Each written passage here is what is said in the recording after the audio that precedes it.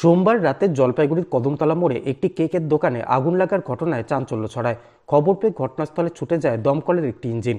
অনুমান ইনভার্টার থেকে আগুন লাগতে পারে। আগুন দেখে আশপাশের ব্যবসায়ীরা আতঙ্কিত হয়ে পড়েন। তবে কত টাকার ক্ষতি হয়েছে তার দোকান মালিক বলতে নারাজ। ঘটনা এদিন রাতে এলাকায় চাঞ্চল্য ছড়িয়ে পড়ে।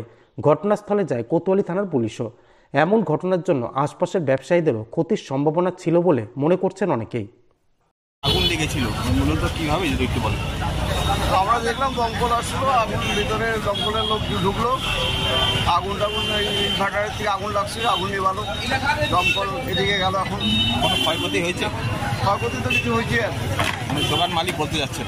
বলছেন ওগুলোর ব্যাপার কি কি ক্ষতি হয়েছে ওটা উনি ভালো বলতে পারবে, আমরা বলতে পারবো না। আমরা দেখলাম যেটা আর কি সেটাই বললাম। মানে আশেপাশের দোকানে তো লেগে যাওয়ার সম্ভাবনা ছিল। আর কোনো সম্ভাবনা তো থাকতে পারে, খুব বড় আগুন লাগে না, অল্পের মধ্যেই চলে গেছে।